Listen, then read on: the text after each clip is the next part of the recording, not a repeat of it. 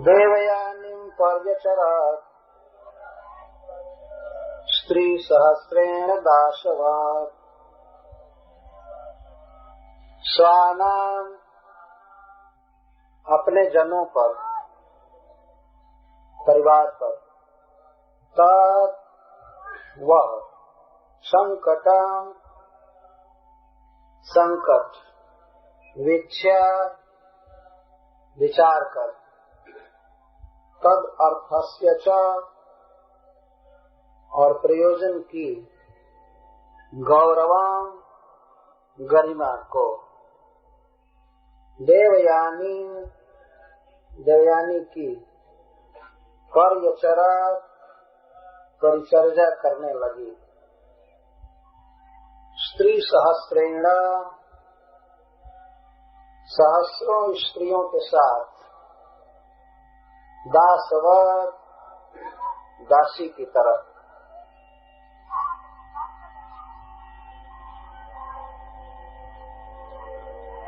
तो प्रातः काल यह प्रसंग हो चुका है कि महाराज जजाति का विवाह देवयानी के साथ हुआ, शुक्राचार्य की पुत्री के साथ, और शर्मिष्ठा उसकी दासी बनकर गई। एक प्रकार से वह भी जजाति महाराज की पत्नी ही थी, परंतु पत्नी का जो सौभाग्य होता है उसे नहीं मिलना था। महाराज जजाति के ससुर शुक्राचार्य ने कहा, तुम्हें कभी भी शर्मिष्ठा से संग नहीं करना है, इससे कोई पुत्र नहीं होना चाहिए। इस स्थान पर शर्मिष्ठा की महानता दिखाई गई है कि वह कन्या अपने परिवार पर, दायित्वों पर संकट देखकर स्वीकार कर ली दासी बनना। उसने यह आग्रह नहीं किया कि मैं राजकुमारी हूँ और मैं रानी बनकर रहूंगी, दासी बनकर नहीं रहूंगी। यही है महानता। समय पर अपने स्वजनों की रक्षा के लिए, संपूर्ण दायित्वों की रक्षा के लिए उसने यह शर्त स्वीकार कर लिया। किसी भी व्यक्ति को इस प्रकार होना चाहिए।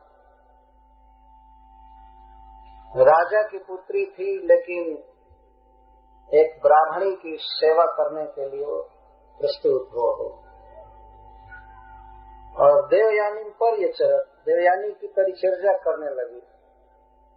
देवयानी अपने पति के घर गई, जजाति महाराज के साथ रहने लगी, तो यह भी गई, लेकिन दासी बनकर सेवा करती थी। पर ये चरत, परिचर्या, परिचर्या का अर्थ होता है मैनुअल सर्विस, शारीरिक सेवा करने लगे। यह त्याग था शर्मिष्ठा। यद्यपि देवयानी की अन्य भी बहुत सी दासियां थी, सहस्रों दासियां थी, कोई आवश्यकता नहीं थी कि शर्मिष्ठा उसकी सेवा करे, परंतु हजारों दासियों के रहते हुए भी वो इसको सेवा में लगाई थी और यह कर रही थी। दासवत शब्द यह बता रहा है कि पराधीनता स्वीकार कर ली। नाहुसाय सुतम दत्वा शर्मिष्ठयोशना तमाह राजन शर्मिष्ठा माधस्तल्पेन करेचेत। विवाह के दिन ही शुक्राचार्य ने महाराज जजाति से कहा कि आप कदाचित शर्मिष्ठा का संग मत कीजिएगा।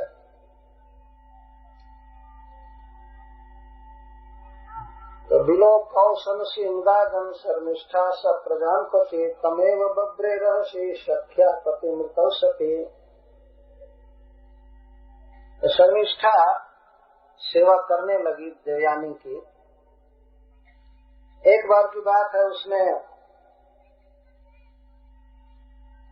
देवयानी के गर्भ से पुत्रों को देखा।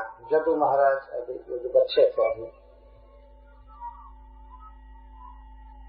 अपनी ही बहन देवयानी को इसने देखा वो पुत्रवती हो गई है। सब प्रजा का अर्थ पुत्र। इसके मन में भी अभिलाषा हुई हमें भी पुत्र होना चाहिए, क्योंकि मैं भी पत्नी हूँ जजाति महाराज की। एक दिन ऋतु काल में संतान प्राप्ति के काल में उसने अपने पति से प्रार्थना किया एकांत में। यह कहा कि मैं धर्म के अनुसार देखा जाए तो आपकी परिणीता पत्नी हूँ और मैं भी चाहती हूँ कि मुझे पुत्र होना चाहिए। मैं आपकी दासी हूँ, मेरे आग्रह को आप स्वीकार करें। महाराज जजाति किस प्रकार भगवान की शरण में थे और धर्म का ही उन्होंने आचरण किया है दिखाया गया है। याचना करने वाली कौन थी? राजपुत्री। राजपुत्र्यार्थितो पत्ते धर्मम चावेक्ष धर्म स्मरण शुक्र बचः काले दिष्ट मेवाभिपद्यत। जब शर्मिष्ठा ने प्रार्थना किया, उसकी प्रार्थना युक्त थी, उचित प्रार्थना। तो महाराज जजाति विचार करने लगे अपने ससुर शुक्राचार्य की बात। यदि मैं शर्मिष्ठा से पुत्र उत्पन्न करता हूँ तो वे तो बहुत बड़ा शाप दे सकते हैं, भस्म होने का भी शाप दे सकते हैं या कुछ भी शाप दे सकते हैं, इतने शक्तिशाली ऋषि। तो विचार करने लगे। स्मरण शुक्र वचा, शुक्राचार्य की बात का स्मरण बार बार आने लगा। क्या करें इस दशा में? और एक तरफ विचार करते हैं कि धर्म के अनुसार तो यह भी मेरी पत्नी है। विचार करने लगे। शुक्राचार्य की बात एक तरफ और दूसरे तरफ धर्म। श्रील सुखदेव गोस्वामी कहते हैं कि महाराज जजाति धर्मविद थे, धर्म के वेता। किस काल में, किस देश में क्या कर्तव्य होना चाहिए, इस बात को पूरा जानते थे। इसको धर्म वेत्ता कहते हैं। उनके समझ में आज यही आया कि शर्मिष्ठा से भी पुत्र उत्पन्न करना चाहिए, इसकी गोद भरनी चाहिए, यही मेरा धर्म है। उन्हें ऐसा लगा कि यही भगवान का आदेश है, यही धर्म है। लेकिन उधर शुक्राचार्य की बात याद आ रही थी, तो उन्होंने शुक्राचार्य की बात को छोड़ करके धर्म का ही आश्रय लिया। धर्मो रक्षति रक्षित। किसी विषम परिस्थिति में मनुष्य को चाहिए कि वो धर्म का ही पालन करे। कहा जाता है, एक हिंदी में बहुत प्रसिद्ध वाक्य है, फायदा के लिए कायदा नहीं बिगाड़ना चाहिए। मान लीजिए वे डर जाते एक व्यक्ति के कहने से कि तुम्हें नहीं शर्मिष्ठा से पुत्र उत्पन्न करना है, अन्यथा कुछ भी हो जाएगा, तो भय उतना महत्वपूर्ण नहीं था जितना धर्म। भले शरीर रहे या न रहे, लेकिन जो उचित कर्तव्य है वही करूंगा। तो ये सोच करके उन्होंने दिष्टम एवं अभ्युपद्य, धर्म को ही, ईश्वर की आज्ञा को ही सर्वोपरि समझा।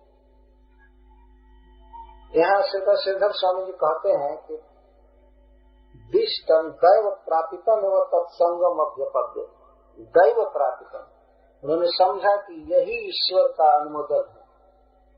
मुझे अपनी पत्नी शर्मिष्ठा से संतान अवश्य उत्पन्न करनी चाहिए, आगे चाहे जो भी संकट होगा भगवान बचाएंगे। तो दिष्टम अभ्युपद्य न तो काम इत्यर्थ। यह भी ध्यान रखना चाहिए कि शर्मिष्ठा के साथ जो महाराज जजाति ने संग किया, मैथुन किया, वह काम वासना से नहीं। श्रीधर स्वामी जी कहते हैं न तो काम इत्यर्थ, धर्म के अनुसार उन्होंने स्त्री संग किया और बहुत बड़ा रिस्क लेकर। देखिए वो आगे संकट आने वाला है। जदुं चतुर्वसुं चैव देवयानी व्यजायत। देवयानी के 2 पुत्र हुए, जदु और तुर्वसु। जदु महाराज बहुत ही पवित्र पुरुष थे, परम भगवत भक्त। इसी से इनके वंश में भगवान जन्म लिए। और देवयानी के दूसरे पुत्र का नाम तुर्वसु था। जदु और तुर्वसु ये 2 पुत्र देवयानी ने उत्पन्न किया, जन्म दिया।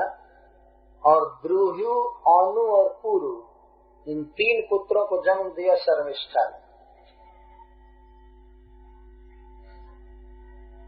एक दिन की बात है, शर्मिष्ठा के 3 पुत्र अकस्मात किसी फेस्टिवल में, उत्सव में देवयानी के पास चले गए।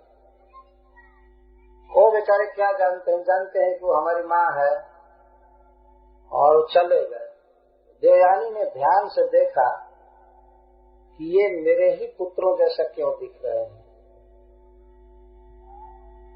तो उसने पूछा, तुम लोग किसके पुत्र हो? उन लोगों ने कहा, जजाति महाराज को।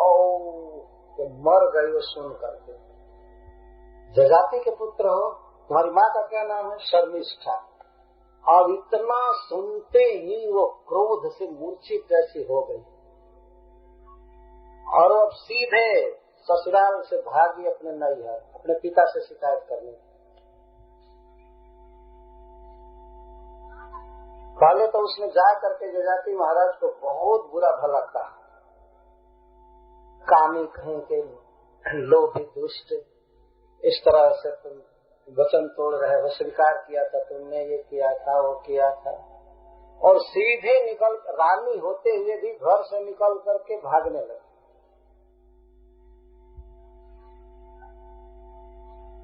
कोई भी स्त्री यदि अपने पति से दुखी हो जाती है तो कहाँ जाएगी? अपने माँ के पास या अपने पिता के पास या भाई के पास भागेगी। ये तो देखा हुआ सत्य है। तो वो अब बहुत रंज होकर के भाग। गर्भ संभव आसुर्या भर्तु विद्याय मानिनी देवयानी पितुर्गे हम जजो क्रोध विमूर्छिता। आसुरी के अर्थात शर्मिष्ठा के, असुर नंदिनी शर्मिष्ठा के गर्भ से उत्पन्न बच्चों को जान करके ये मेरे पति से ही उत्पन्न हुए हैं। क्रोध विमूर्छिता, क्रोध में विशेषण मूर्छिता। मूर्छित का अर्थ है विमूढ़, बुद्धि काम नहीं की। अक्सर क्रोध होता है तो उस समय मनुष्य को ये पता नहीं लगता है कि यही करना चाहिए, ये उचित है या अनुचित है। बस क्रोध ही निर्णय दे देता है कि ये करो ये करो, जो क्रोध विमूर्छना कहते हैं। कभी कभी मनुष्य क्रोध में अपने ही घर के बासन को फोड़ देता है, बर्तन को तोड़ देता है। एक बार हमारे गांव में एक व्यक्ति अपने घर पर क्रोधित हुए, घर के लोगों, और क्रोध का कारण यह था कि 9 बजे 10 बजे दाना पानी और नाश्ता पहुंचना चाहिए था, लेकिन वो पहुंचा 11 बजे। तो हल चला रहे थे, देख रहे थे, कुदाल चला रहे थे, देख रहे थे। जब देर होने लगी तो सीधे घर आए और पहले तो खपड़ा पर लाठी से पीटे, इसके बाद बर्तन तोड़ काट करके छोड़। अब बर्तन नहीं बच गया था घर में भोजन बनाने के लिए, तो दोपहर का भोजन बनने की कोई नौबत नहीं थी। शाम को फिर कुछ घंटे के बाद क्रोध शांत हुआ तो पैसा लेकर कुदरा गए बर्तन खरीदने। ऐसे क्रोध होता है। क्रोध में मति काम नहीं करती।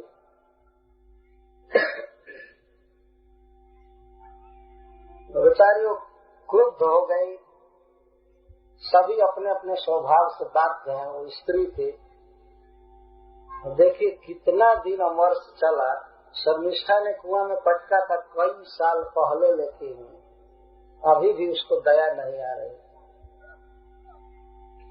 यह कहिए ये जो घटना हुई इसमें सारी घटना ईश्वर की इच्छा से हो रही। क्या देवयानी का दोष और शर्मिष्ठा का? क्रोध से विवेकहीन होकर पितुर गेहम जगह अपने पिता के घर गई। तो प्रश्न होता है कि जब जाने लगी तो क्या जजाति महाराज को पता नहीं लगा, चुपके से भाग गई कि दिखा करके गई? नहीं, वो सामने जा रही थी। और महाराज जजाति पहले तो कुछ सेवकों को कहे कि लौटा लो, बहुत बड़ा असम्मान होगा, बेइज्जती होगी वहाँ जाने का। बेइज्जती ही नहीं, हमारे ऊपर बहुत बड़ा संकट आ जाएगा। बहुत खतरनाक ससुर था उनका, बहुत प्रतापी ब्राह्मण, साथ देने में समर्थ। तो अंतःपुर के जो सेवक थे वे कहे वो नहीं मानी चली जा रही थी, और हाथ में कोई भी कपड़ा न मिठाई कोई सामान नहीं ली। उसको तो शिकायत करनी थी अपने पिता से। महाराज जजाति बड़े चकित हुए और वे मनाने के लिए चले, किसी तरह से मना लो, वहाँ जाएगी ससुराल तो वहाँ तो बहुत बड़ा नुकसान हो जाएगा, बहुत बड़ा संकट आ जाएगा। तो चले, बच्चों भी उपमंत्र प्रियाम अनुगत, प्रिया के पीछे पीछे चले। ससागरा पृथ्वी का सम्राट एक पृथ्वी एक स्त्री के पीछे चल रहा है मनाते मनाते, और कभी आगे होकर मनाने लगते थे। बच्चों भी उपमंत्र शांत वचन से मना रहे थे। क्या क्या महाराज जजाति कहते होंगे, वो तो गृहस्थों को ही सोचना चाहिए क्या कहते होंगे। अनेक प्रकार के वादा करते होंगे, पिछली गलती के लिए माफी मांगते होंगे, जो भी हो इस तरह से मनाते जाते थे, रोकते थे रास्ते में, मनाते थे। तुम हाथ पकड़ने का साहस नहीं हो रहा, चाहते तो बाह पकड़ करके खींच कर लाते, लेकिन ऐसा करने का साहस नहीं था, नहीं तो और मुकदमा खड़ा हो जाता है। तो कहीं कहीं वो पुल पर बैठती थी या पुआल के गांज के पास बैठती थी, तो वहाँ उसका चरण दबाते थे। पाद संवाहनाद भी यहाँ लिखा गया। तो सुकुमारी थी और उसका नैहर दूर था, तो बहुत तेज नहीं चल सकती थी, तो बीच बीच में रुक जाती थी।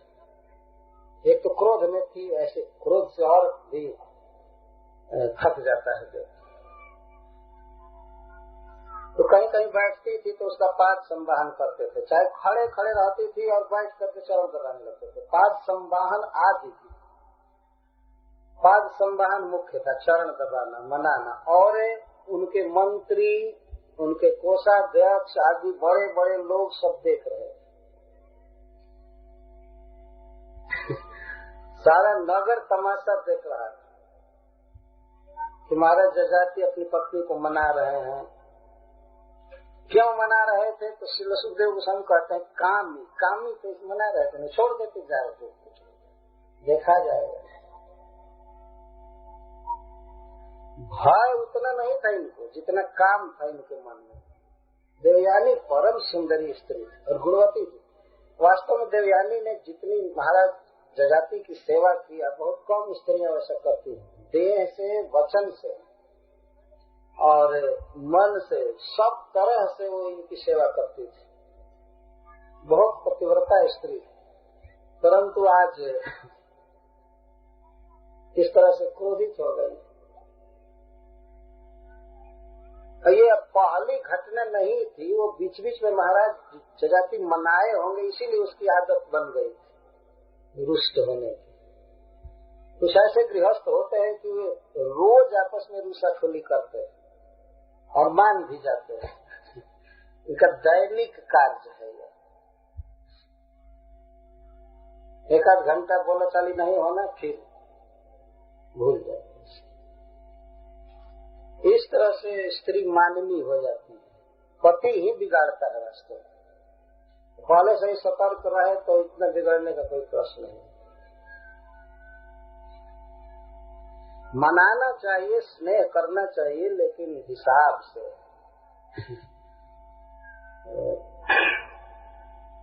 न प्रसाद तुम सेके पाद संवाहना दे, पाद संवाहन आदि द्वारा वे प्रसादयितुं न शेते, उसको प्रसन्न करने में समर्थ नहीं हो सकते। अच्छा, यह भी नहीं हुआ कि ठीक है, नहीं प्रसन्न हुई, नहीं लौटी, तो ये लौट आते राजधानी में वो चली जाती। वो जैसे जैसे जा रही थी पूरे रास्ते मनाते मनाते मनाते मनाते वो भी ससुराल पहुंच गए। और यहाँ तो तमाशा लोगों ने देखा ही था, अब उनके ससुराल के लोग भी तमाशा देख लिए। न कोई सवारी, रथ, हाथी, घोड़ा, कुछ नहीं। सम्राट जा रहा है मनाते हुए स्त्री, जब वही पैदल भाग रही थी तो ये क्या करे। कभी इस तरह से पैदल नहीं चल रहे थे जजाति महाराज, लेकिन अब समय आ गया तो नहीं मना पाए, वो चली ही गई। इतना वो क्रोध में थी और जा करके अपने पिता के पास कही कि आपने जो कुछ आदेश दिया था उसका इन्होंने कोई पालन नहीं किया। कई तरह से बात कही, इतना सुनते हैं शुक्राचार्य भी क्रोध में हो गए। और उनको भी पढ़े लिखे थे, विद्वान थे, विचार करना चाहिए था। ठीक है, कुछ भी गलती की, आखिर अपना जमाता है, दामाद है, तो यहाँ आया है तो इसका सत्कार करना चाहिए। जब किसी व्यक्ति का आदर कोई आदमी करता है तो कहते हैं कि वो उसका दामाद जैसा आदर कर रहा है। वही हल्ला न करे, शांति से। तो शुक्राचार्य भी कुपित, शुक्रस्तमाह कुपित। शुक्राचार्य अपने जमाता का कोई स्वागत नहीं कर सके। क्या उसको मना कीजिए, वहाँ जरूरत क्या है उसकी, स्त्रियों की बहुत भारी। तो शुक्राचार्य भी कुपित हो गए। यदि ऐसे आचार्य में, महान पुरुष में क्रोध नहीं आता है और वह भी अपने दामाद पर तो कुछ नहीं पूछे, न पानी का पूछे, न आसन का, बैठने का, न समाचार, कुछ नहीं। और सीधे उन्होंने कहा, स्त्री काम, अरे स्त्री लंपट, आंधृत पुरुष, झूठा व्यक्ति, सीधा ऐसे कहने लगे, अरे कामी, और वो भी स्त्री काम। तुम अब तक स्त्रियों की कामना में पड़े हो, धर्म के अनुसार एक स्त्री से संतुष्ट नहीं रह सकते हो। स्त्री काम, स्त्रियों की कामना में पड़ा हुआ अनृत पुरुष, असत्य आचरण वाला व्यक्ति, तत्काल वृद्ध हो जाओ, अभी वृद्ध हो जाओ। काम जरा विषता मंद विरुद्ध कर इंद्राम, तुम अभी बूढ़ा हो जाओ, 95 वर्ष के बूढ़ा हो। वह बुढ़ापा तुम में तत्काल प्रवेश करे जो मनुष्यों को कुरूप बना देती है। युवावस्था में तो लोग बड़े अच्छे लगते हैं, लेकिन बुढ़ापा बिल्कुल कुरूप बना देते, विरूप बना देते। तो निर्णाम विरूप करण, मनुष्यों को बूढ़ा बना देने वाली बुढ़ापा जरा तुम में प्रवेश करे। और इतना कहना था कि जजाति महाराज जो इधर से बिल्कुल नवजुवक गए थे, तुरंत ही बूढ़े हो, सिर कांपने लगा, शरीर में झुर्रियां पड़ गई, हाथ कांपने लगा, तत्काल ऐसी दशा। ये क्रोध में हुआ। शुक्राचार्य ने अच्छा नहीं किया, अभी उनकी पुत्री बिल्कुल युवती है और दामाद बिल्कुल जलपा बूढ़ा,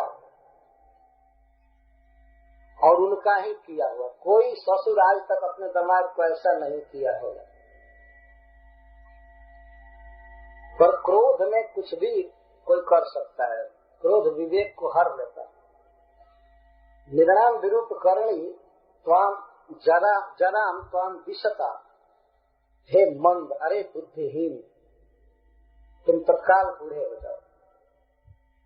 जजाति महाराज तत्काल वृद्ध हो गए और वृद्ध हो करके अपने ससुर से प्रार्थना करते हैं। वो जानते हैं कि जब बूढ़ा बना सकते हैं तो तत्काल जवान भी बना सकते हैं। अब तो उनकी शक्ति को जानते ही थे, पहले से ही जानते थे सब, और प्रत्यक्ष देख लिए। किसी के कहने से युवक तत्काल वृद्ध हो गया तो क्या उसके उपाय करने से वो युवक नहीं हो जाएगा? जजाति महाराज कहते हैं, अतृप्त अस्मद्य कामानां ब्राह्मण दुहितरिष्मते व्यत्यश्चतां यथा कामं वैसा यो विधास्यते। जजाति महाराज वृद्ध होकर के कहते हैं, हे ब्राह्मण, हे ब्राह्मण, हे वेदवेत्ता, कामानां अद्यपि अहम अतृप्त, मैं विषय भोगों से आज भी अतृप्त। वृद्ध व्यक्ति बोल रहा है। कामाना अथवा ते दुहितरी, मैं आपकी पुत्री से अभी तृप्त नहीं हूँ। यह देखिए निर्लज्जता की सीमा। अपने ससुर से जजाति महाराज कह रहे हैं, लेकिन है एक नंबर के धर्मात्मा, ईमानदार व्यक्ति।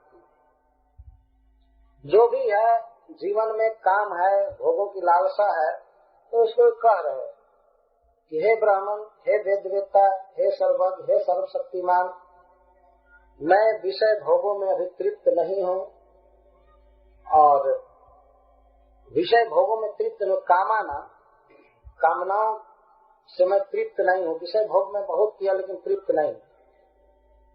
तो ईश्वर मानव शुक्राचार्य ने कहा, अरे खल क्या और स्त्री संग चाहते हो?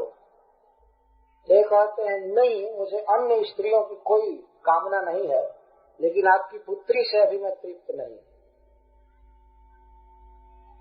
ते दुहितरी, और ते दुहितरी ज्यों ही कहा महाराज जजाति ने, त्यों ही उस ब्राह्मण का दिमाग खुल गया, और ये मैं क्या कर दिया। ते दुहितरी कह करके मानो जजाति महाराज व्यंग कर रहे हैं कि बाबा जो किए वो तो कर ही दिए, लेकिन अब क्या अपनी पुत्री का दूसरा विवाह करेंगे क्या? मानो एक प्रकार का यह व्यंग था उनका। ते दुहितरी शब्द श्री विश्वनाथ चक्रवर्ती ठाकुर कहते, ठीक है, हमको तो बूढ़ा कर दिए, और आपकी पुत्री? तब उस परम विद्वान शक्तिशाली ब्राह्मण का दिमाग बदल गया। वो कहा, अरे ये मैं क्या किया। तब उन्होंने कहा, ठीक है, व्यत्यस्तताम यथा कामम वैसा यो विधास्यति। आप अपने पुत्रों के पास जाओ और जो आपको अपनी जवानी दे देगा, स्वीकार कर लेगा, तो स्वीकार करते हैं उसकी जवानी आपके पास आ जाएगी। आप जवान हो जाएंगे परंतु वह वृद्ध हो जाएगा। यह शक्ति है शुक्राचार्य। तो फिर महाराज जजाति प्रसन्न हो गए। ऐसी कथा है कि उधर से शुक्राचार्य जिनको रथ पर बैठाए और अपनी पुत्री को भी, तो अपने गांव से, अपने राजधानी से गए थे ससुराल बिल्कुल युवक, और उधर से वृद्ध बनकर जजाति महाराज आ गए। शुक्राचार्य का प्रसाद। जजाति महाराज जो कुछ किए वो तो धर्म के अनुसार था, लेकिन शुक्राचार्य बूढ़ा बनाए, ये कौन धर्म बताइए? तो कोई धर्म नहीं था, लेकिन बहुत शक्तिशाली ब्राह्मण थे। तो उन्होंने कह दिया, ठीक है, व्यत्यस्त बदल लो, दिन में करो। पुत्र में और पिता में भेद नहीं माना जाता है। शास्त्र कहता है कि पिता ही पुत्र के रूप में जन्म लेता है। आत्मा वही पुत्र इति सात्वती श्रुति। मनुष्य स्वयं ही पुत्र के रूप में जन्म लेता है। अतः पुत्र से ही कुछ कहा जा सकता है, पुत्र से ही आशा रखी जाती है कि यह हमारे लिए कुछ करेगा। अतः शुक्राचार्य ने भी कह दिया कि जाओ बदल लो। शुक्राचार्य जैसा महाज्ञानी व्यक्ति भी क्षण भर के लिए क्रोध के आवेश में उत्कटांग काम कर दिया, लेकिन फिर जब उन्होंने व्यवस्था दे दिया तब जजाति महाराज अपनी राजधानी लौटे। इति लब्ध व्यवस्था न पुत्रम ज्येष्ठम अवोचत। जब अपनी राजधानी में लौटे तो वे आकर सीधे सबसे पहले अपने ज्येष्ठ पुत्र जदू महाराज से कहने लगे माता पिता का आशा सबसे अधिक ज्येष्ठ पुत्र पर रहता है, क्योंकि ज्येष्ठ पुत्र में उनका स्नेह एकांगी होता है, पूर्ण रूप से लगा रहता है।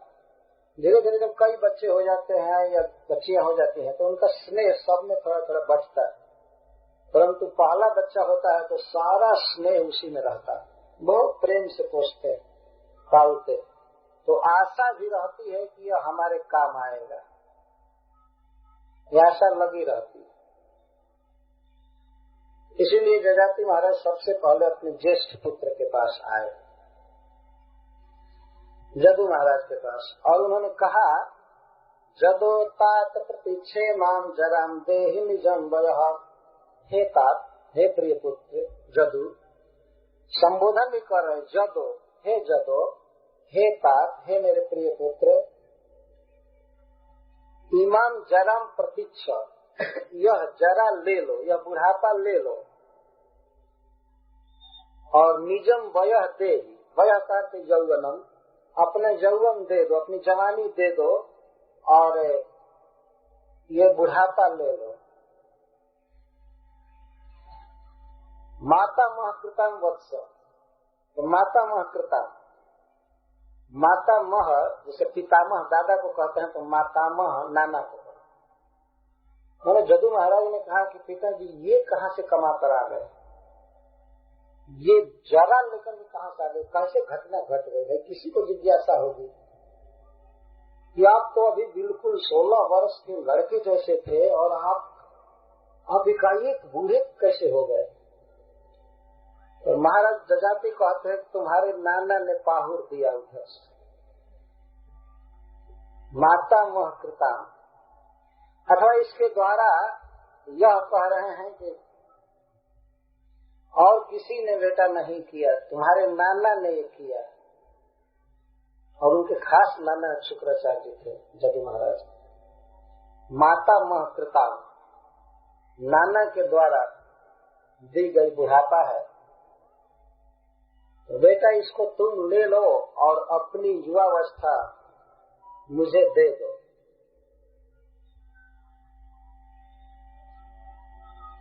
जदु महाराज चुप थे, उन्होंने कुछ कहा नहीं शुरू में, मानो यह अभाव व्यक्त करने लगे कि क्यों, आपका प्रयोजन क्या है जवानी लेने का।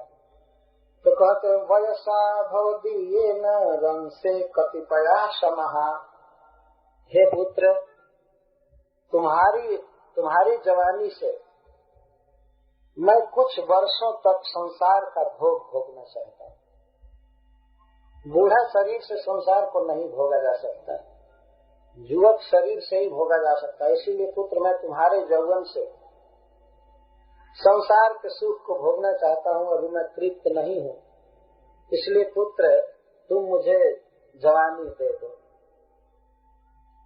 कितना विषय का आवेश होता है, अपने ससुर से प्रार्थना, अपने पुत्र से प्रार्थना। यह अद्भुत बात है। क्या कोई पिता अपने पुत्र को चाहेगा कि ये बूढ़ा हो जाए और मैं जवान हो जाऊं? लेकिन इतिहास का, वैदिक इतिहास का एक परम धर्मात्मा राजा जो जदु महाराज का पिता, जिस वंश में भगवान आए, वो प्रार्थना कर रहे हैं कतिपया समा, कुछ वर्षों तक रंग से रमण करना चाहता हूँ, विषय भोग करना चाहता हूँ। ध्यान से सुने इस कथा को, यह बिल्कुल सत्य कथा है। इसमें एक अक्षर भी असत्य का कोई धब्बा नहीं, असत्य का कोई भी चिन्ह नहीं है। कई पुराणों में ये कथाएं, महाभारत में भी ये कथा है। तो मैं कुछ वर्षों, कुछ महीना नहीं कह रहा, कुछ वर्षों तक मैं संसार का भोग भोगना चाहता हूँ। युवक शरीर से व्यक्ति खाने में रस लेता है, सुनने में रस लेता है, स्पर्श में रस लेता है। संसार के सुख में है क्या, भोगों में है क्या, लेकिन फिर भी अज्ञ लोगों के लिए यही सबसे बड़ी उपलब्धि समझ में आती है। ठीक है, संसार के भोगों की आसक्ति हो, लेकिन अपने ही पुत्र से यह कहा जाए कि तुम बूढ़ा हो जाओ और मैं जवान होना चाहता हूँ कुछ वर्षों तक। महाराज जजाति ने गिड़गिड़ा कर इतना कहा कि पुत्र, मैं कुछ वर्षों के बाद अपनी बुढ़ापा ले लूंगा और तुम्हारी जवानी लौटा दूंगा, कुछ वर्षों के लिए जवानी दे दो। यह सुनकर जदू महाराज ने कहा, ज्येष्ठ पुत्र, जदू महाराज को बारंबार भागवत में धर्मात्मा कहा गया, तो पिता की आज्ञा ये नहीं माने तो इससे इन पर दोषारोपण नहीं किया जा सकता है कि अरे धर्मात्मा नहीं है। धर्मात्मा तो ये कहते हैं, नोत्सहे जरसा स्थातुम अंतरा प्राप्तया तव अविदित्वा सुखम ग्राम्यम वैतृष्ण्यम नयति पुरुषः। मुझे कोई उत्साह नहीं हो रहा है कि मैं बीच में ही जवान शरीर में ही तत्काल बूढ़ा हो जाऊं। बुढ़ापा मुझे पसंद नहीं, मैं नहीं रहूंगा। सीधा सा जवाब दे दिया। जेठ पुत्र की ये हालत, जौना बेटा के करनी आशा उगेल के वही नहीं आशा, ऐसे बहुत आशा थी जदू पर, और जदू ने तो ऐसा जवाब दिया कि अब जब बड़ा पुत्र कोई कार्य नहीं करता है तो छोटे पुत्रों से अब आशा कम होती जाती है धीरे धीरे।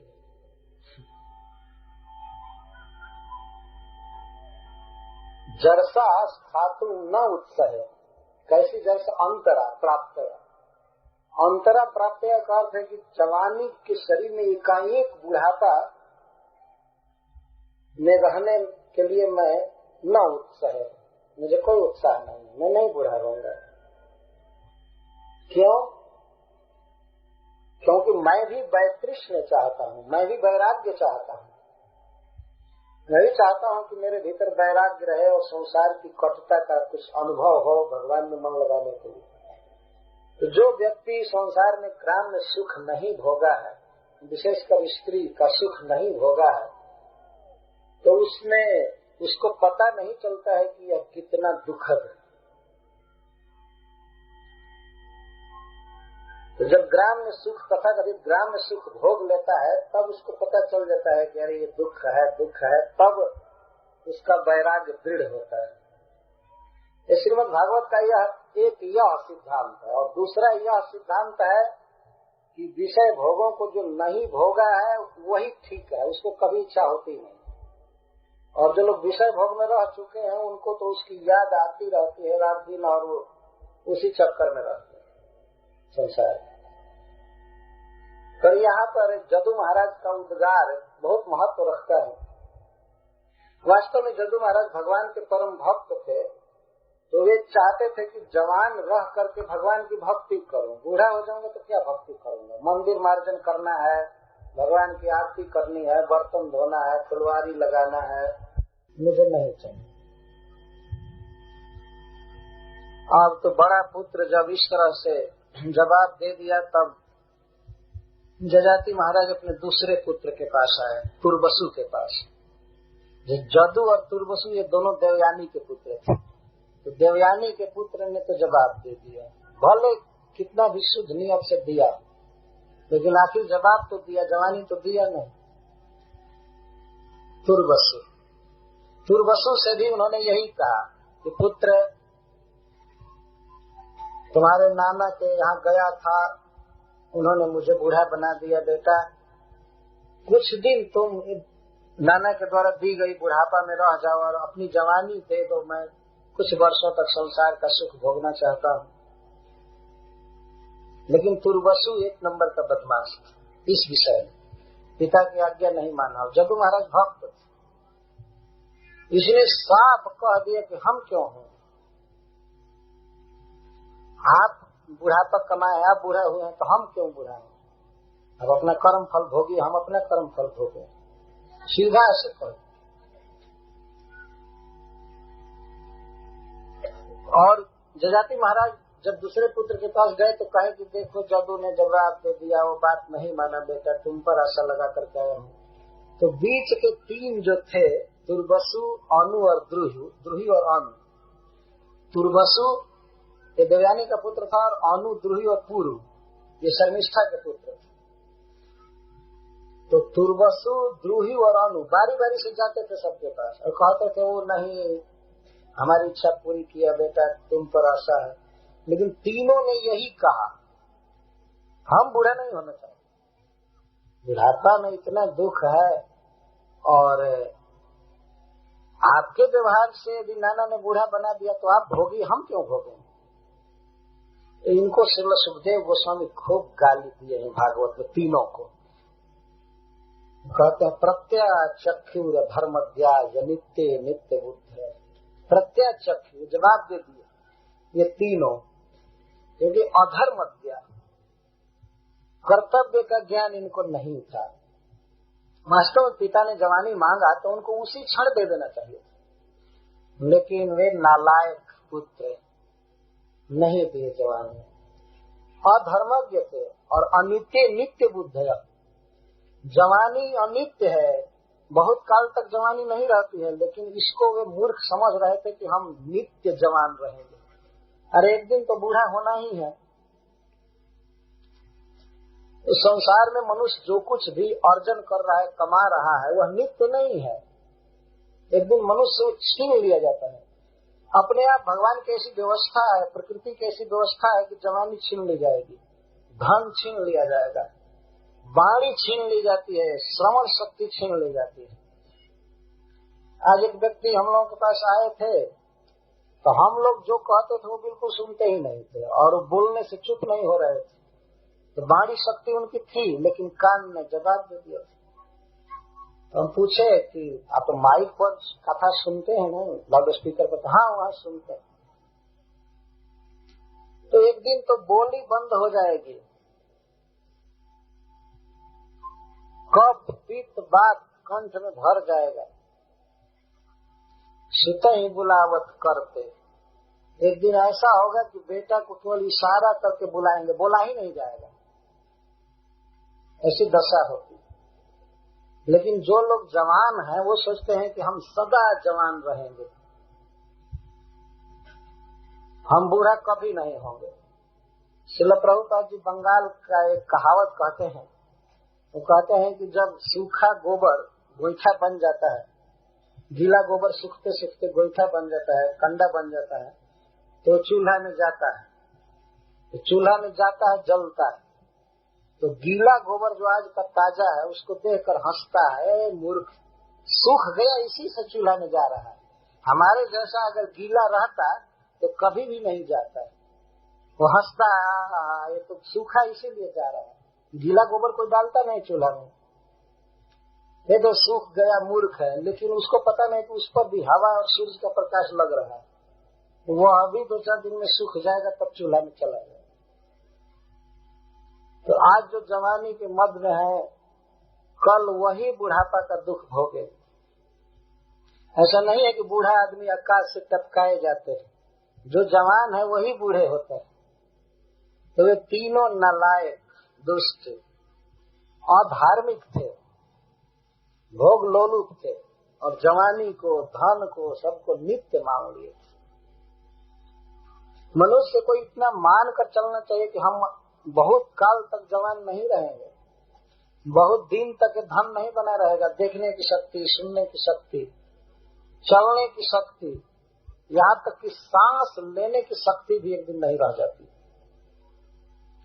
भगवान ने सबको ये एसेट दिया है, श्रवण शक्ति, वक्तृत्व शक्ति या चलने की शक्ति, काम करने की शक्ति। तो इससे अच्छा काम कर लेना चाहिए, दूसरे का उपकार कर लेना चाहिए। एक दिन तो ये सब नहीं रहेंगे। श्री सुखदेव गोस्वामी कहते हैं कि अनित्य नित्य बुद्धया, अनित्य जौवनादौ नित्य बुद्धया।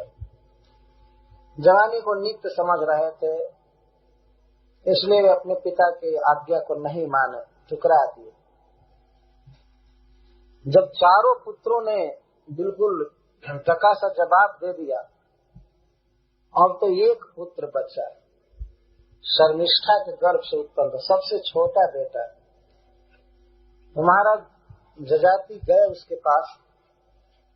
श्री सुखदेव गोस्वामी कहते हैं कि पुरु महाराज वयसा ऊनम, लेकिन गुणाधिकम, उम्र में छोटे थे पर गुणों में सबसे बड़े थे। गुणवान।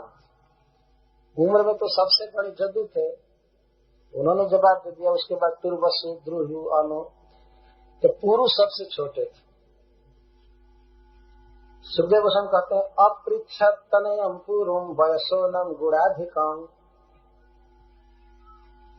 महाराज जजाति अब याचना नहीं किए जा करके अपृच्छत, अपृच्छत का अर्थ पूछे। अब उनको शंका हो गई कि 4 जब ऐसे निकले तो यह अभी नहीं दे पाए, लेकिन उन्होंने सोचा कि एक बार पूछ ले। क्रिया शब्द अपृच्छत,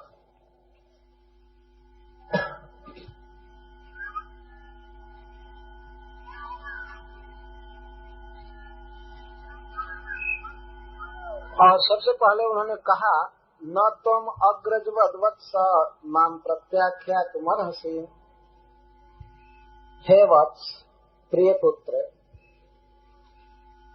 तुम्हें अपने अग्रजों की तरह मेरा तिरस्कार नहीं करना चाहिए। मैं बहुत बड़ी आशा लेकर के तुम्हारे पास आया हूँ। तो जदू महाराज ने पूछा क्या आशा लेकर के आए हैं? तो उन्होंने कहा कि मैं गया था तुम्हारे नाना के यहाँ, वहाँ पर क्रोध से मुझे बूढ़ा बना दिए।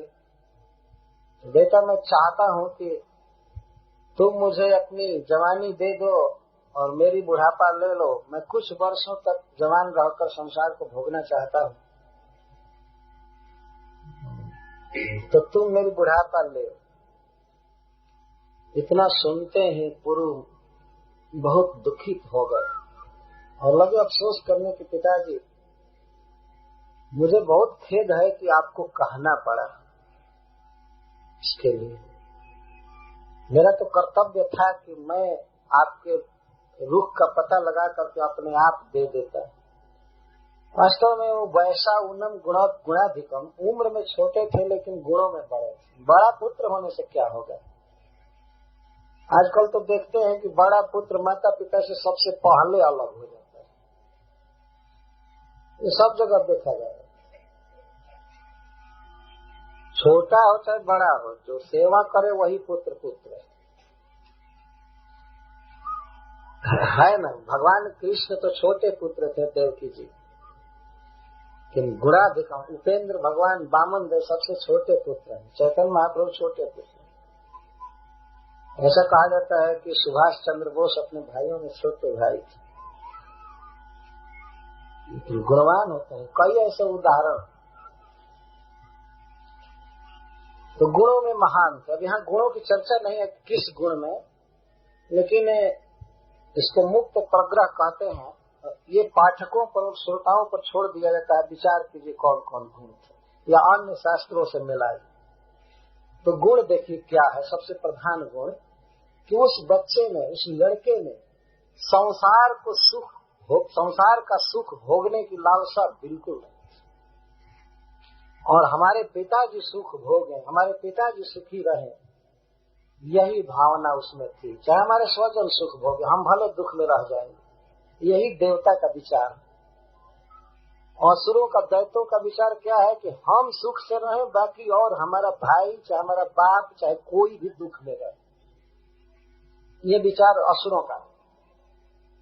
हम लोग पढ़ते हैं भागवत में, जब अमृत उत्पन्न हुआ तो अमृत कलश छीन करके कुछ दैत्य भाग चले। कहते थे अहम पूर्वम न त्वम, मैं पहले पाइष्यामि, मैं पहले पीऊंगा, मैं पहले पीऊंगा। तो दूसरा कहता था नहीं न त्वम, तुम नहीं। अरे कहता नहीं तुम नहीं, अहम पूर्वम, मैं पहले पीऊंगा। और इस तरह से आपस में कलह करने लगे, युद्ध करने लगे। यहाँ तक कि बाप के हाथ से बेटा छीनकर भाग जाता है, बेटा के हाथ से बाप छीनकर भाग जाता है। मैं पहले पीऊंगा। इतना तक नहीं, वो लोग कहते थे तुम केवल खड़ा होकर के टाण रहा था, जोर नहीं लगा रहा था समुद्र मथने में। ऐसे बोलते थे। तुम खड़ा था, मैं देखा, जोर नहीं लगा रहा था, मैं मर गया। बाप रे बाप, परिश्रम इतना किया, पहले मैं पीऊंगा। तो दूसरा कहता था ठीक नहीं होगा, पहले मैं पीऊंगा। वो छीना झपटी करते हुए जा रहे, और छीना झपटी करते हुए जा रहे थे, तब तक मोहिनी को देखे। तो मोहिनी को देखे तो बाप हो चाहे बेटा हो, चाहे चाचा हो चाहे मामा हो, सब यही चाहते थे कि हमारा विवाह इसके साथ हो जाए। यही है असुर भाव। तब सुख सुखी तो नहीं है। देखिए पुरु महाराज का त्याग, उन्होंने अपने पिता को अपनी जवानी दे दिया। यह महान गुण है। वास्तव राजा के पुत्र हैं, लेकिन संसार को भोगने की इच्छा नहीं। बुढ़ापा को स्वीकार कर लेना बहुत बड़ी बात है। आज के युग में मान लीजिए कोई रोगी हो गया है और उसको खून की जरूरत पड़ती है, तो अपना स्वजन खून देता है। इसको बहुत बड़ा मान लिया जाता है भी वास्तव में त्याग। अपना रक्त दे करके ऑपरेशन कराया जाता है, जिला लिया जाता है, जिससे पता चलता है ना कि हाँ भाई उसका हमसे प्रेम है, उसने रक्त दिया, खून दिया। तो ऐसा पुत्र जो अपनी जवानी दे दे अपने पिता के सुख के लिए, तो वही वास्तविक पुत्र है ना। और यह काम सबसे छोटे पुत्र ने किया।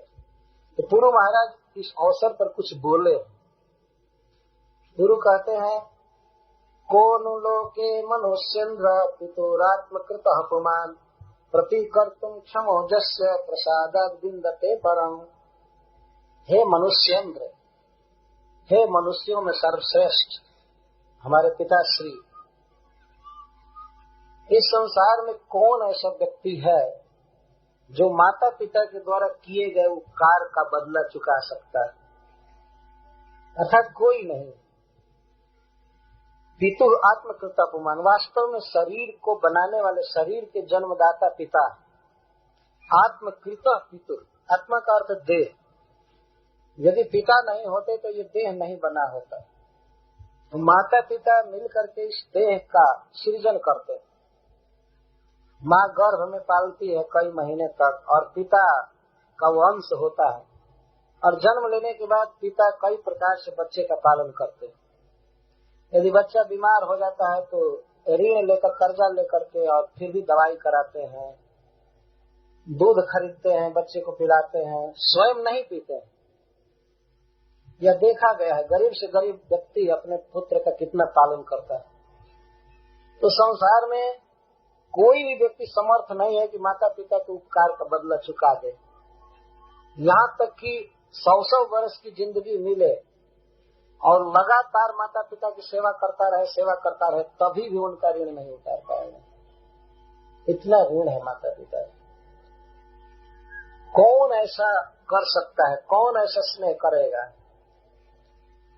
कभी कभी हम लोगों ने देखा है, जाड़े के दिन में माँ अपने बच्चे के साथ सोती है तो बच्चा पेशाब कर देता है, तो भींगे हुए स्थान पर माँ सो जाती है और सूखे स्थान पर बच्चे को सुलाती है। जाड़ा के दिन में ठंडा लग रहा है फिर भी स्वीकार करती है। तो यह तो एक उदाहरण हुआ, लेकिन छाती का दूध पिलाकर, मल मूत्र साफ करके, खिलाकर पिलाकर बड़ा करती है, और उसके इन सारी क्रियाओं में पिता सहयोग करता है। पिता की कमाई से बच्चा बढ़ता है। तो यदि बड़ा होकर के सुशील पुत्र हो, माता पिता की आज्ञा माने, सब तरह से सेवा करे, तब भी पूरा प्रत्युपकार नहीं कर पाएगा। कोई भी समर्थ नहीं। इसका अर्थ है कि माता पिता का ऋण रह ही जाएगा कितना सेवा करने पर। इतना उपकार माता पिता ने किया है। प्रतिक्रतुम क्षमो जैसे प्रसादात् विन्दते परम। और यहाँ तक कि माता पिता तो देह दिए ही हैं, लेकिन माता पिता यदि प्रसन्न रहते हैं तो उनकी कृपा से, उनके आशीर्वाद से भगवान कृष्ण भी मिल जाते हैं। परम बिंद, परम का अर्थ मोक्ष या भगवान। जैसे प्रसादात् विन्दते परम, इसमें पिता की बात कही गई है, लेकिन अपने आप माता को समझ लेना चाहिए। जस्य एक वचन में है, जस्य प्रसादात् विन्दते परम, परम का अर्थ भगवान। आशीर्वाद देते हैं, उस आशीर्वाद से उस व्यक्ति में भगवान के प्रति रुचि उत्पन्न होती है, भजन करता है, उस भजन से भगवान मिल जाते हैं। यह क्रम। लेकिन माता पिता की सेवा नहीं करने वाला, तिरस्कार करने वाला, दुख देने वाला व्यक्ति इस संसार में भी सुख नहीं पा सकता है। परलोक में कहां से सुख गति होगी इसकी। तो माता पिता की सेवा करनी चाहिए। यह हमारे वैदिक इतिहास में पुत्र का उद्गार प्रस्तुत किया जा रहा है। कौन ऐसा है जो इस देह के निर्माता, इस देह के पोषक अपने पिता का प्रति उपकार करने में समर्थ है? पूरा पूरा कोई नहीं। लेकिन पुरु महाराज के मन में एक बड़ा शौक है कि मैं क्यों नहीं पता लगा करके कह दिया। इनको पता हो गया था कि पिताजी बड़े भाई से यह मांगने जा रहे हैं, वह मांगने जा रहे हैं, और लोग नहीं दे रहे हैं। तो कहते हैं कि पिताजी, उत्तम कोटि का पुत्र वह है जो उत्तम चिंतितम कुर्या, चिंतितम, जो पिता के मन की बात को जान करके उसे पूरा कर दे, वो तो उत्तम श्रेणी का पुत्र है। उत्तम चिंतितम कुर्या। चिंतितम का अर्थ है विचार, मानसिक संकल्प। संकल्प का भी पता लग जाता है, मनुष्य के मुख से उसके भीतरी भावों का पता लग जाता है। तो पिताजी फर्स्ट क्लास का, उत्तम श्रेणी का पुत्र वह है जो पिता के मन की बात को जान करके उसे पूरा कर दे। प्रोक्तकारी तु मध्यम, और मध्यम कोटि का वह पुत्र है, सेकेंड क्लास का वह पुत्र है जो पिता के आज्ञा देने पर पूरा कर दे। पूरा करता है, टालता नहीं आज्ञा को, लेकिन कहने पर करता है, तो वो मध्यम श्रेणी का पुत्र है। और अधम श्रेणी का, ऐसा अधम पुत्र वो है जो पिता की आज्ञा का पालन तो करता है लेकिन अश्रद्धया, खुशी से नहीं, आनंद से नहीं, भार मान करके कह देता, कर देता। अधमो अश्रद्धया कुर्या। अधम पुत्र होता है, पिता की बात मान लेता है लेकिन बड़ा भार मान करके, तो कहता अब का कहीं, बाप हमन कह दिलन तब करही के बोली, लेकिन ये सब इनका ऐसे ना कहे के चाहते। ये बात कर दिया काम लेकिन बड़ा भार मानकर अश्रद्धा से, तो वह थर्ड क्लास का बेटा है। थर्ड क्लास में नहीं रखा गया है, तृतीय नहीं कहा गया, अधम, अधम पुत्र।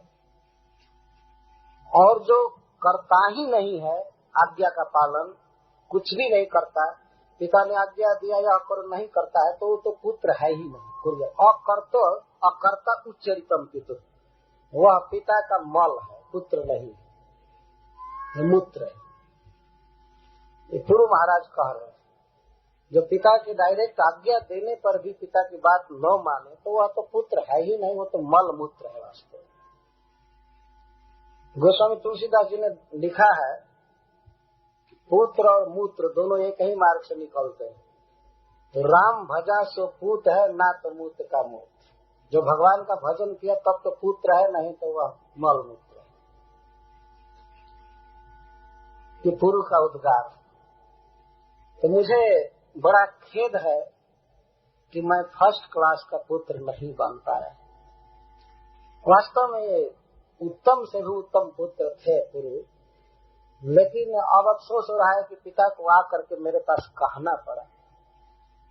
तो प्रोक्तकारी मैं हो गया, प्रउक्तकारी, प्रकर्षण उक्त, जो खोल करके डायरेक्ट आज्ञा करने पर तब मैं पालन किया, इसीलिए मैं तो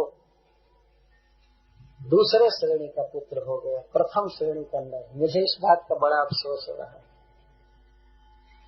तो यह शरीर आपका है, आप इसके जन्मदाता हैं, आपने पोसा है, तो आप मेरे इस यौवन को लीजिए। इतना उन्होंने ज्यों ही कहा त्यों ही वो जवानी उनके पिता के पास चली गई। ये जवान हो गए, पुरु जैसे हो गए बिल्कुल, और पुरु महाराज बिल्कुल परिवर्तन हो गए।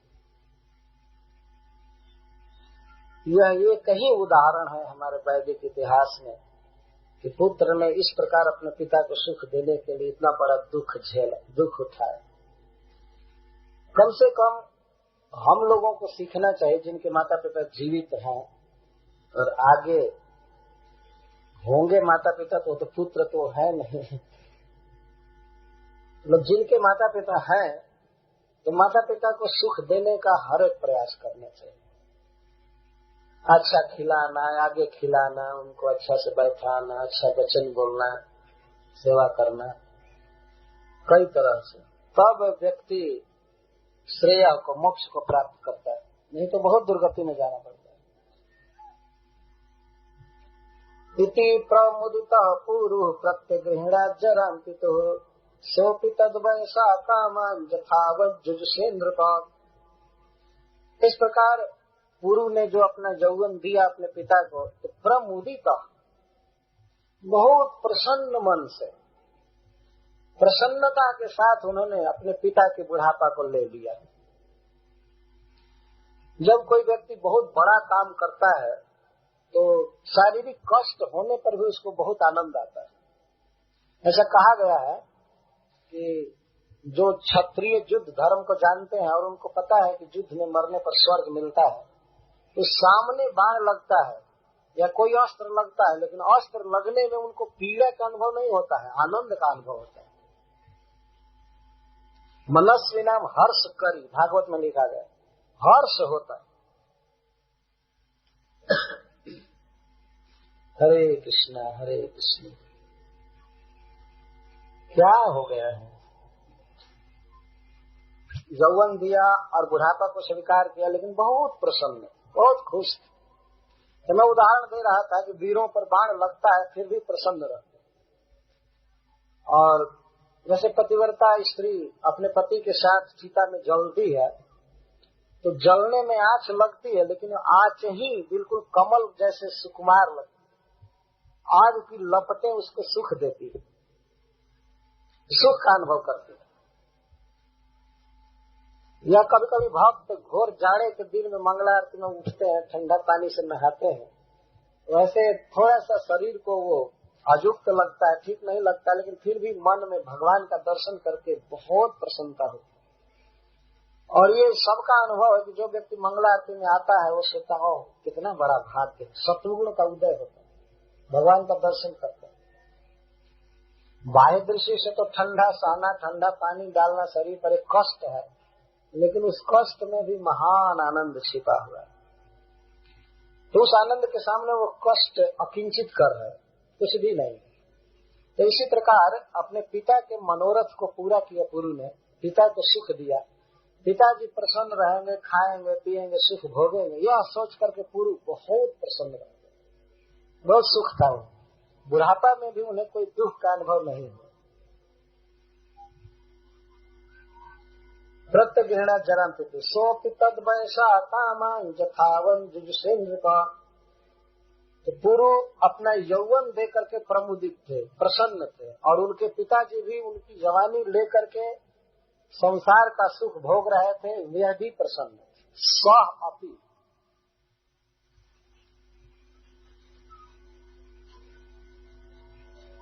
सह अपि का यहाँ एक अर्थ यह है कि कभी कभी किसी के मन में यह प्रश्न हो सकता है, क्या यजाति महाराज अपने पुत्र को बूढ़ा देख करके शोक में नहीं डूबते होंगे?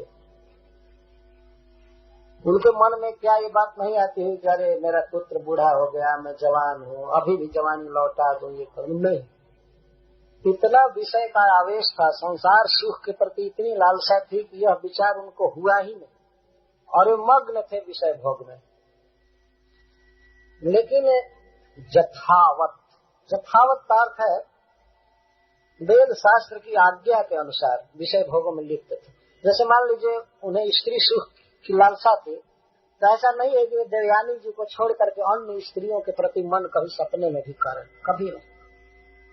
इसको यथावत का, शास्त्र के अनुसार, धर्म के अनुसार वे विषय भोग कर रहे थे, या खाना पीना सुनना सब कुछ धर्म के अनुकूल कर रहे थे। भगवान गीता में कहते हैं धर्मा विरुद्ध भूतेषु कामोऽस्मि भरतर्षभ। हे भरतवंशी अर्जुन, प्राणियों में जो धर्म के अविरुद्ध अर्थात अनुकूल काम है मैं। विवाह करके एक पत्नी में संतुष्ट रहना और अन्य स्थान पर अन्य स्त्रियों में अपने मन को न ले जाना, यह धर्म है। धर्म से अविरुद्ध कामनाओं की पूर्ति कर रहे थे। ऐसा नहीं कि जीवा के लालच में कटांग खा लें, भगवान का प्रसाद न खाएं, जिह्वा का वेग ऐसा होता है, जिह्वा वेग मुद्रो पस्थ वेग। एक व्यक्ति था, मैं देखा जब खाने के लिए बैठता था तो पूरा मंत्र भी नहीं बोलता था, शरीर विद्या का ऐसे कहता, हाथ में लेकर कहता था शरीर चालू कर दे। तो कई बार, एक बार नहीं, हाँ इतना धैर्य नहीं था, पूरा मंत्र पढ़ रहे, भगवान के प्रसाद को प्रणाम करें, थोड़ा रुके, पशु जैसा बस कुटी डाल दिया और खाने लगा। कोई ये नहीं सोचा कि भोग लगाएं या ये करें, कुछ भी अनाज आवे बस खाना चाहिए, पहले उस अन्न को प्रणाम करना चाहिए। विशेष करके यदि भगवान का प्रसाद है तब तो इसकी स्तुति करनी चाहिए, और साधारण अन्न भी है तब भी प्रणाम करना चाहिए। कुछ लोग केवल प्रणाम करके खा लेते हैं, वो भी ठीक है, अन्न वास्तव में भगवान है, यही जिलाता। तो इस प्रकार मैं क्या कह रहा था, कहाँ से चला वैसा विषय भोग कर रहे, खान पान उनका बिल्कुल उचित था, भगवत प्रसाद खाते थे, अपनी पत्नी से संतुष्ट थे, कहीं सपने में उनका मन परिस्थिति पत्नी नहीं जाता था, और विषय थे धर्म के अनुकूल हो गए। तो प्रश्न होता है, धर्म के अनुकूल भोग रहे थे तो उसमें क्या उनकी इच्छाएं पूरी होती थी? तो हाँ, जथा उपजोष, उपजोष का अर्थ है इच्छा, जितनी इच्छा होती थी उनकी जथा कामम। ये सब द्विपति पृथ्वी के राजा थे, इसलिए कोई भी सामान जुटाने में, खाने में, घूमने में कोई दिक्कत नहीं थी, नहीं कहीं खरीदना पड़ता या पैसे की कमी हो रही थी, कहीं नहीं जा सकते थे, जो स्थान चाहिए, जो वस्तु चाहिए, सुख की जो भी सामग्रियां थी, खा रहे थे, पी रहे थे, घूम रहे थे। और जथोपजोषम विषयों में मुख्य विषय था देवयानी का संग। वो अप्सरा के समान सुंदरी थी, और दोनों की, महाराज जजाति और देवयानी या शर्मिष्ठा, इनकी इंद्रियां अव्याहत थी। श्री सुखदेव गोस्वामी कहते अव्याहत। अव्याहत का अर्थ है कि शरीर का कोई भी अंग शिथिल नहीं हुआ, कभी कोई कमी नहीं आई, न आंख के दर्शन शक्ति में कमी आई, न कान में सुनने में, न हाथ में, कहीं कोई कमी नहीं आई। इसलिए जथावत और जथोपजोषम जुजु से जुटे रहे, लगे रहे विषय में। और यह बात नहीं थी कि केवल विषय भोग नहीं लगे रहे, उन्होंने भगवान की आराधना में बहुत बड़ा बड़ा यज्ञ किया, भजन करते थे, यज्ञ करते थे।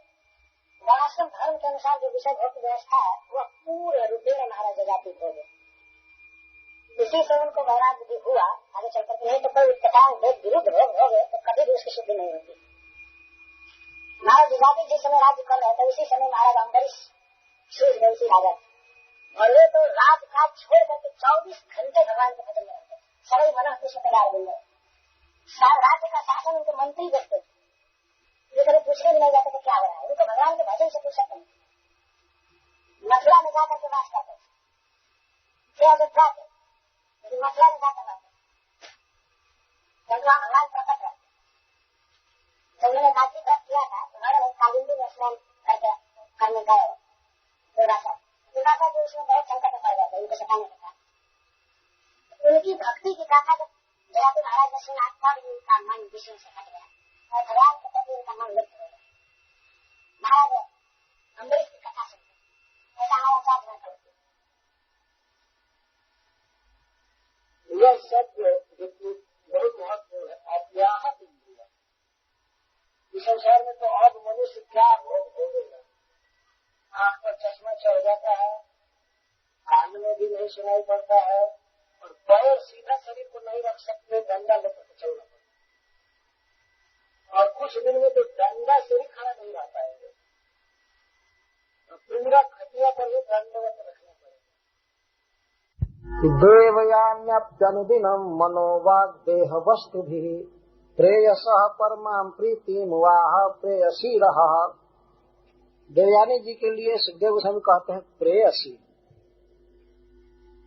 यह अपने पति की बहुत प्रेयसी थी, प्यारी थी, और पति से यह बहुत प्रेम करती थी। प्रेयसा और प्रेयसी, तो प्रेयसा षष्ठी विभक्ति में है। अपने प्रियतम पति के लिए इसने सब कुछ न्यौछावर किया था। क्या क्या? मन, वाग, देह और वस्तु। इन चारों से उनको तृप्त करना चाहते थे, सुखी करना चाहते थे। देवयानी के जीवन में और कोई ध्येय नहीं था, यहाँ तक कि उसमें काम वासना नहीं थी, परंतु अपने पति को सब तरह से सुखी करना चाहती थी। देह अर्पित करती थी। देह अर्पित करने का यहाँ अर्थ है देह से जब जैसी सेवा चाहिए देह प्रस्तुत कर दी। उनके लिए प्रसाद बनाना या और भी माला गुथना, चंदन घिसना, श्रक चंदन आदि ये शास्त्रों में लिए गए, प्रस्तुत करना सुख की सामग्रियां, जो भी था अपने देह को दासी की तरह हाजिर की थी। और देह अर्पण करने का अर्थ है वे आलिंगन करें या जैसे भी देह से सुखी हो अपने देह को हाजिर की थी, प्रस्तुत की थी। और मन से भी सर्वदा उनके अनुकूल रहती थी। मन से भी अनुकूलता की जाती है। मन से पति का हित चाहना, उनकी इच्छा पूरी करना। मन से सेवा कभी कभी नहीं होता है, केवल बाहर से होता है, तो उस सेवा में सुख नहीं मिलता है। पूर्ण अनुकूल। और वाद वचन, बहुत मधुर वचन बोलती थी। कभी भी पति को एक शब्द भी गाली नहीं दी थी। केवल उसी समय जो नैहर भागी थी, बाद में कभी भी कुछ भी नहीं की थी। सब तरह से सुख दिया देवयानी ने। यहाँ पर बहुत सी पत्नियां बैठी हैं और पतिगण भी बैठे होंगे। सीखना चाहिए किस तरह पति की सेवा करनी चाहिए। इतने बड़े वंश की थी, इस विश्व के सबसे बड़े आचार्य की पुत्री थी, क्षत्रिय से विवाह हुआ था, लेकिन पत्नी है तो पत्नी है। उसने अपने को पूर्णतया उपस्थित किया था महाराज जजाति को सुखी करने के लिए। और पूर्ण युवती थी, मनोवाग देह वस्तु भी, मन से, वचन से और देह से और वस्तुओं से, विविध वस्तुओं से, विविध वस्तुओं को तैयार करती थी उनके सुख के लिए। कभी आज्ञा नहीं देना पड़ा महाराज जजाति को कि जरा ये चीज लाओ, आज ये बनाओ, आज यह चाहिए, ये वो चाहिए। वो उनके मन को देख करके सारा प्रस्तुत कर देती थी सखियों के साथ। इस प्रकार से पत्नी का धर्म है पति की सेवा करना। वैदिक इतिहास में अनेक उदाहरण, अभिमान छोड़ करके कैसे सेवा की जाती सिखाया गया है। राजपुत्री देवहूति अपने पति करदम जी की सेवा इसी तरह से की थी। सेवा करते करते बिल्कुल दुबली पतली हो गई थी। करदम जी को बाद में दया आई और उन्होंने विमान बनाया, उसको सुख दिया, बहुत सी वस्तुएं दिया। कैसे व्यवहार करने चाहिए श्रीमद् भागवतम से शिक्षा मिलती है। अभी हम लोग एक पुत्र की भक्ति सुन रहे थे पिता के प्रति, और अब एक पत्नी का धर्म सुन रहे हैं पति के प्रति। और पति का धर्म भी इसमें लिखा गया है प्रेयसी। प्रेयसी का अर्थ है कि वे जैसे देवयानी उनको मानती थी, वैसे महाराज जजाति भी उससे बहुत प्रेम करते थे। कहने का आशय यह है कि सुख की पूर्ण व्यवस्था थी। पत्नी अनुकूल थी, पति अनुकूल थी, उनमें कोई करकराहट नहीं थी। अरे आपस में मान लीजिए पत्नी ठीक से न बोले तो व्यक्ति क्या सुख प्राप्त करेगा। एक तो दुख सह करके धक्का खा करके इधर उधर से आया, बस में काम करके आया और घर आते ही पत्नी झड़प उठे तो बेचारा कहीं का नहीं रहेगा। लेकिन घर में आवे और पत्नी उसकी सेवा करे, प्रेम से बोले तो व्यक्ति तृप्त हो जाता है। चलो कोई बात नहीं, सुख है घर में। तो यहाँ वचन शब्द दिया गया, वाक वचन। अपने वचन से पत्नी चाहे तो अपने पति को बहुत सुख दे सकती है। बहुत सी स्त्रियां हैं जो अपने पति को जी कह करके बोलती है, और खास करके उच्च घराने की स्त्रियां जी कहती हैं। और लोगों की पत्नियां रे तुकार, बस यही उनकी भाषा है। तो ज्यादा से ज्यादा अगर आदर करेंगी तो हो तक जाएगी, बराबर का आसन चाहिए। और अब तो जनता भड़का रही है स्त्रियों को कि तुम लोग पुरुष के समान अधिकार मांगो, ये चालू हो गया है। अब पुरुष जैसा तुम भी मंत्री बनो, पुलिस जैसा, अरे पुलिस बनो, पुरुष जैसा सब कुछ करो। ये भगवान ने अलग अलग प्रकृति बनाया है, अलग अलग धर्म है, कर्तव्य है सबका, सब एक हो नहीं सकते। और इस कारण से समाज इतना दुखी होता जा रहा है। वो तो पाश्चात्य देश में देखने को मिलता है। वहाँ ये नहीं मालूम है स्त्रियों को कि उनका काम भोजन बनाना है। वहाँ ये भारत का नियम है, स्त्रियां घर में रहती है और भोजन बनाती है। वहाँ ये चीज नहीं है, वहाँ लोग जानते ही नहीं। वो लोग जानते हैं कि जो काम से आएगा वो बनाएगा, पुरुष हो चाहे स्त्री, जिसको फुर्सत होगी वो बनाएगा। और ज्यादातर तो होटल में खा लेते हैं, बनाने का झंझट ही नहीं है। तो वहाँ ये स्थापित ही नहीं है। और सब समान अधिकार है, बराबर अधिकार है, इसीलिए समाज बेचैन है, दुखी है। यदि पत्नी पति के अधीन न रहे और पति सदाचारी न हो, वह भी अनेक स्त्रियों से संपर्क रखे और पत्नी उसे प्रेम न करे, तो ऐसा गृहस्थ जीवन तो नरक है वास्तव में। चाणक्य पंडित कहते हैं, माता जस्य गृहे नास्ति भार्या च प्रियभाषिणी अरण्यम तेन गंतव्यम जठारण्यम तथा गृहम। जिसके घर में अपनी माँ नहीं है और भारजा जी हैं, श्री जी हैं, वो तो अप्रिय भाषिणी, बहुत कठोर बोलने वाली पत्नी। माँ घर में नहीं है और पत्नी कर्कशा है, तो उस व्यक्ति को चाहिए कि वो अरण्य में, वन में चला जाए, क्योंकि अब घर में और वन में कोई भेद नहीं। एक बार मैं बात कहा तो एक भक्त कहे कि जब घर भी वन हो गया तो दूसरे वन में जाने की क्या जरूरत, उस दूसरे वन में ज्यादा सुख रहेगा, अब यहाँ सुख नहीं। जब पत्नी प्रेम से न बोले तो समझिए कि हम वनवास कर रहे हैं। न टाइम पर भोजन देगी, न कपड़ा साफ करेगी, न घर द्वार बाहर कर रखेगी, और जब अवसर मिलेगा तो एक आध गाली सुनाएगी। तो क्या जरूरत है उस घर में रहने की? वन में चल देना चाहिए। वन का अर्थ है वृंदावन। हरे कृष्णा कृष्णा कृष्णा हरे हरे, हरे राम राम राम। तो स्त्रियों का धर्म है कि वे देवयानी जी की तरह सीखे पति की कैसे सेवा की जाती है। 4 चीज से सेवा करना, मन से, वचन से, देह से और वस्तु से। मनोवाग देह वस्तु, सब तरह से सेवा किया, सुख दिया, खूब सुख भोगे। लेकिन यहाँ सुखदेव गोस्वामी के कहने का तात्पर्य है कि पत्नी ने सुख दिया, अव्याहत इंद्रियां रही, बहुत वर्ष तक रहे, भगवान की भक्ति किए, यज्ञ किए, सब किए, लेकिन फिर भी विषयों से तृप्ति नहीं हुई। फुल एक्सटेंट तक, पूर्ण मात्रा में विषय भोग करने के बाद भी महाराज जजाति की तृप्ति नहीं हुई।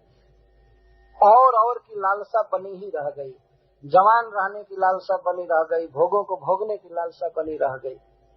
पहले उन्होंने सोचा था कि कुछ दिन विषय सुख भोग लूंगा तो इसके बाद मन तृप्त हो जाएगा, भगवान का भजन करूंगा। लेकिन विषयों का ऐसा स्वभाव है कि कभी कामनाओं की पूर्ति से वे शांत नहीं होती, मनुष्य की लालसा शांत नहीं होती।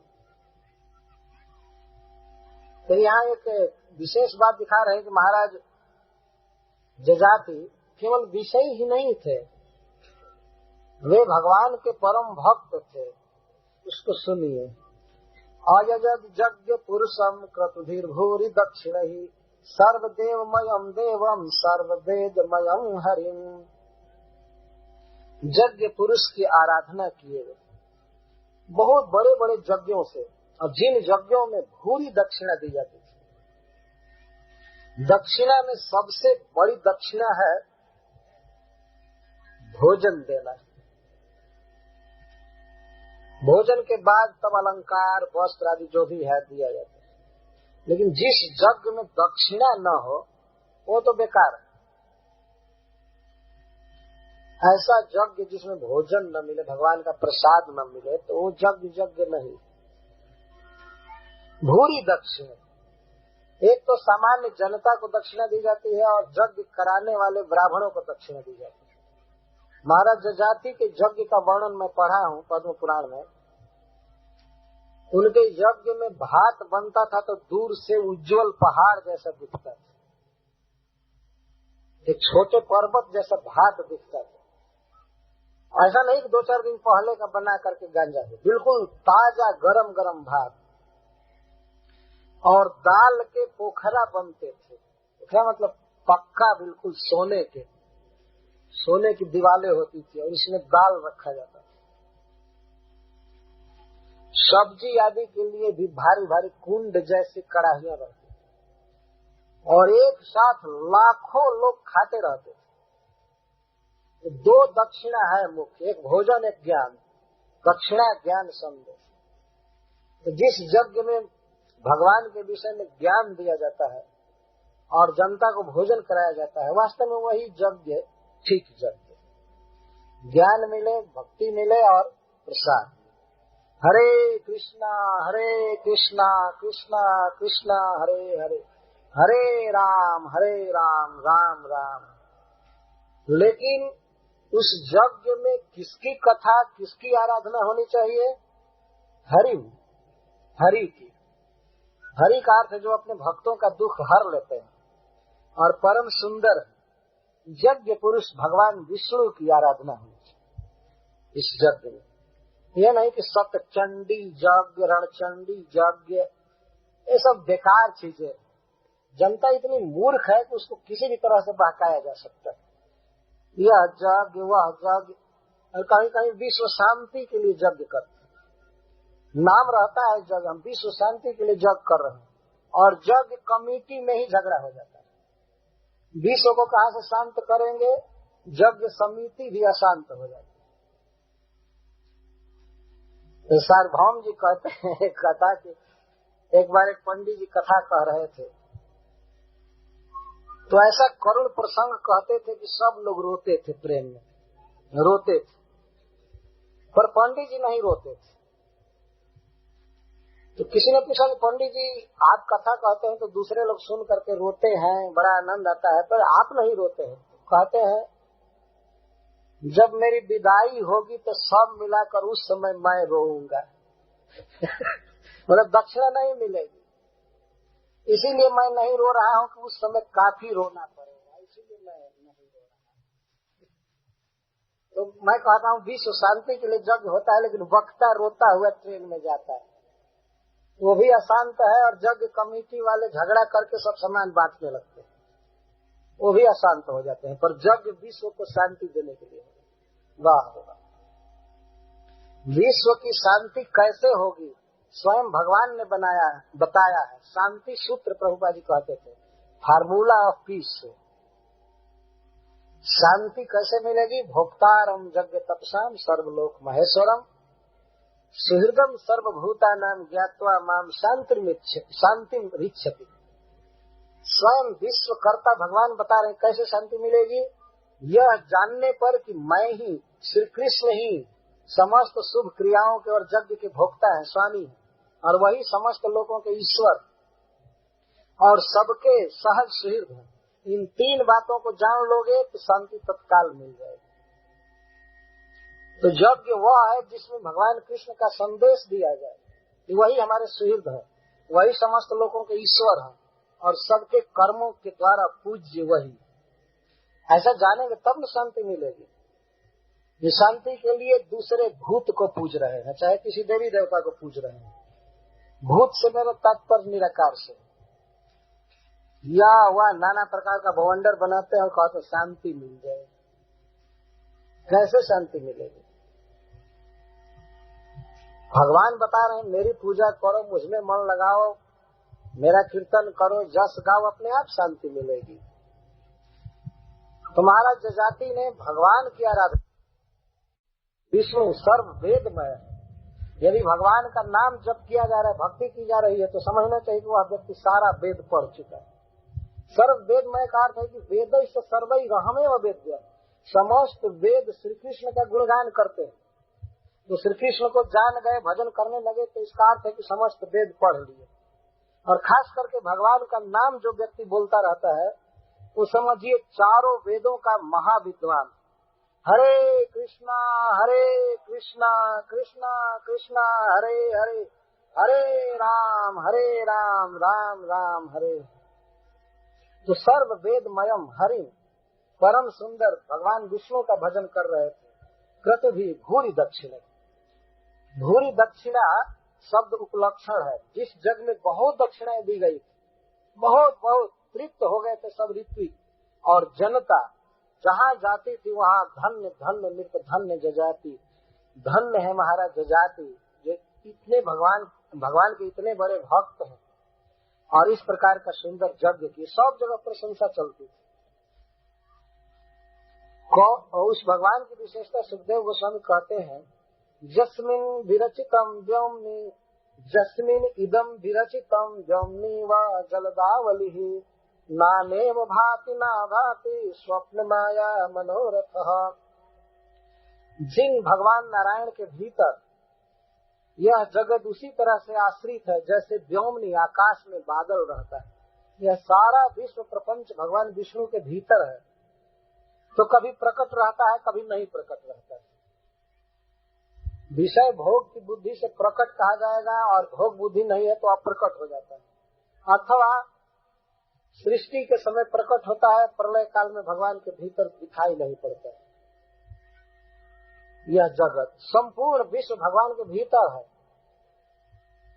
तो समय बहुत हो चुका, मुझे व्याख्या करने का समय नहीं है, नहीं तो यह श्लोक बहुत महत्वपूर्ण है। सारी कथाओं का सार यही है। यहाँ तमेव हृदय वासुदेवम गुहाशयम नारायणम अणियांसम निराशी रजयत प्रभु।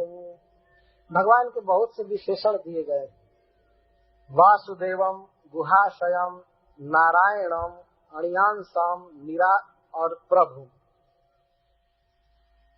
वे वासुदेव हैं, सभी जीवों के हृदय में बसते हैं और सभी जीव उनके भीतर बसते हैं, वे पालन करते हैं।